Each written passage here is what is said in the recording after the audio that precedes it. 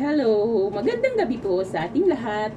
At dahil po sa marami na namang nag-request nitong video na ito na dapat daw po ay yung mga paano ba konsensyahin yung mga taong nanakit sa kanila. Kaya po atin po itong isi-share. Actually po mayroon na rin na tayo nito sa ating video pero medyo matagal na at hindi na po nila nakikita. So kaya po isi-share po natin ito ulit. Pero ngayon po ay ituturo na po natin kung paano ba ito gawin ng actual.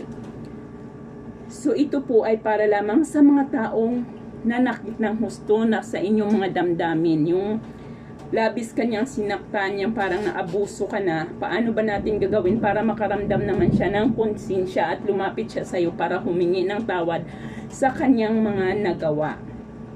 Pero kung gagawin lamang po ninyo ito para lamang po ay gumanti, ay wag naman pong ganon. Dapat po gagawin po natin ito dahil tayo po ay may mga sapat na dahilan para natin ito gawin sa taong iyon. Okay po.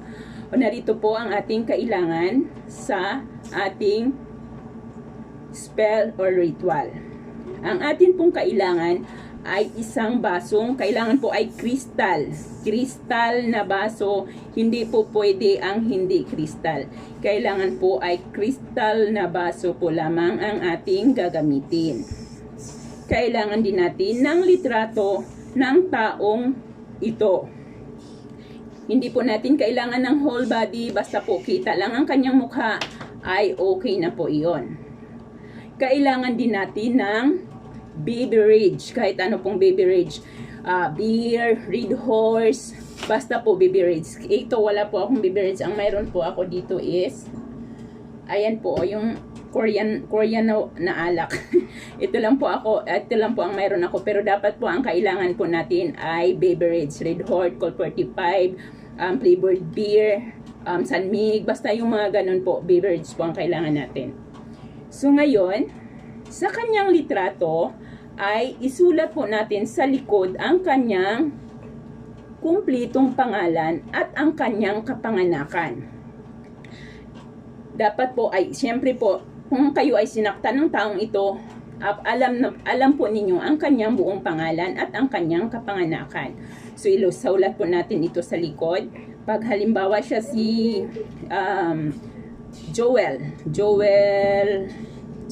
Cruz. Ayan, si Joel Cruz. And then 1873. Ayan po. Ayan, 1873, siya po ay si Joel Cruz. Ayan po. Ayan po. So, ayan. Ay, sorry. Ngayon po, ilagay po natin ito sa baso. Ilagay po natin ito sa baso na nakataas ang mukha. Ilagay natin ito dito sa baso. Dapat po ay nakataas ang kanyang mukha.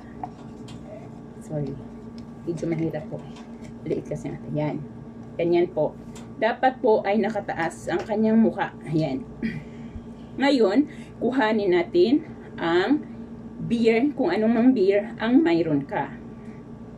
At buhusan natin ang baso ng alak hanggang sa ito ay mapuno.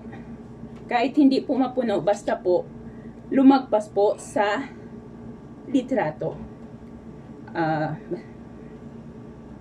Ayan. Habang binubuhos po ninyo ang ating alak, ating beer sa baso, ay sambitin mo ang kanyang pangalan. Halimbawa, Joel Cruz. Ikaw ay makukonsensya sa iyong pananakit sa akin. Ikaw ay lalapit sa akin upang humingi ng kapatawaran. Ulitin ulit ang kanyang pangalan at ulitin ulit ang kahilingan. 3 beses po.